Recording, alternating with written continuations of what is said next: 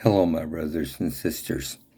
I'm Deacon Bob Markert, and I'm here to share with you reflections and sometimes flights of fancy that occur because of the scriptures of the day. And today is Saturday, July 16th, and it's the 15th week of Ordinary Time.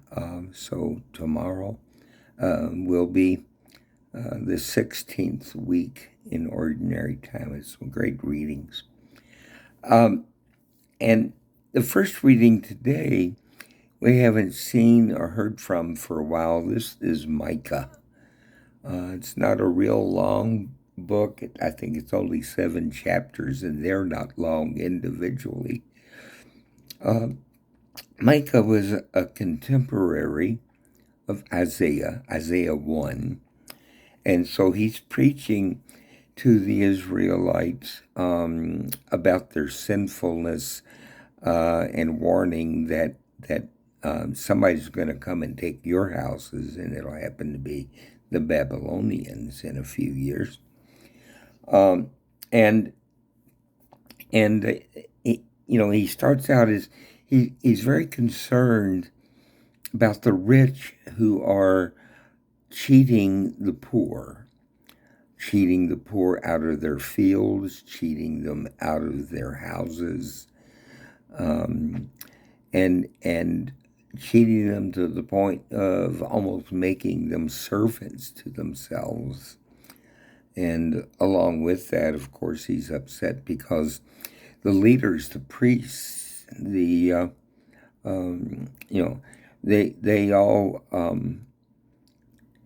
they're corrupt. Power corrupts, and we see that today. Micah, it is said by scripture scholars, is the one who was responsible for converting Hezekiah, the king of Judah, back to practice of the faith and following of the Torah. And that was a good thing because when Hezekiah did convert, he himself did try to placate some of these awful abuses that have been occurring within their society. And just like we need conversion of those who are our leaders in our national and state governments, who don't even know the poor. They don't understand or even try to understand why they are the systemic abuses and wrongs that have been going on for 4 centuries within our country. And we fail to even look at that. Even looking at such things as our constitutions need to be updated.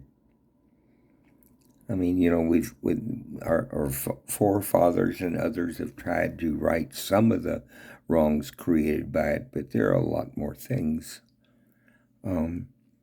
Imagine a person being considered 2/5 of a person as a black person was. Still today, if your color isn't white, you have a harder time making it in this world. If your gender isn't male, you have a much harder time struggling to even attain a position of leadership and prominence. Micah is preaching to us. He's saying, our ruin is complete. Our fields are portioned out among our captors. We're going to be losing this stuff, he tells them. And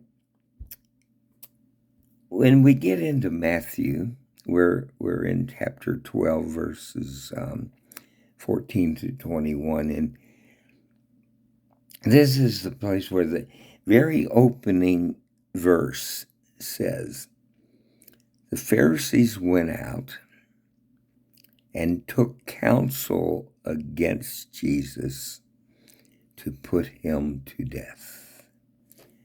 Matthew states it very specifically that it's from this point on, and Jesus has to be aware of this kind of thing getting ready to happen because of the opposition he's feeling, that it's now that Matthew can turn his vision to the journey to Jerusalem that has already taken place in many cases, but the inexorable march to Jesus' passion and death.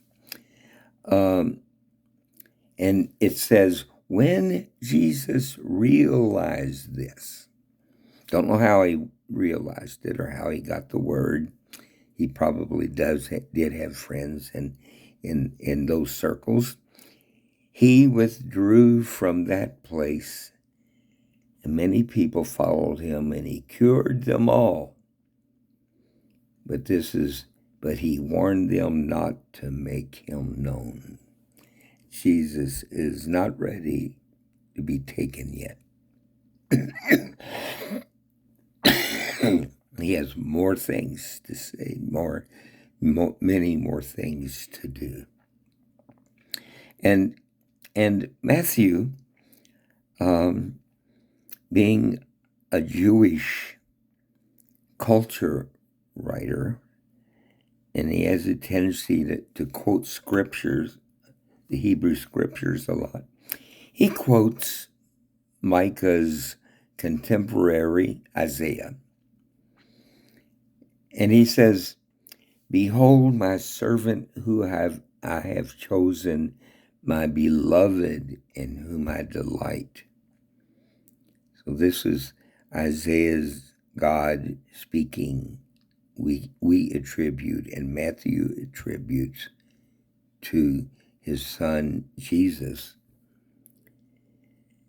"I shall place my spirit upon him, and he will proclaim justice to the Gentiles." No longer to the Jews. Even Isaiah was aware of that. "He will not contend or cry out, nor will anyone hear his voice in the streets." He's going to be very quiet.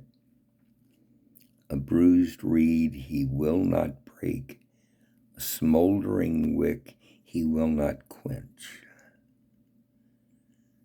That's how gentle our Jesus, in his quiet way, says, until he brings justice to victory, and in his name the Gentiles will hope. I'm hopeful. We're called to be that as Christians, always a people of hope. A phone slip.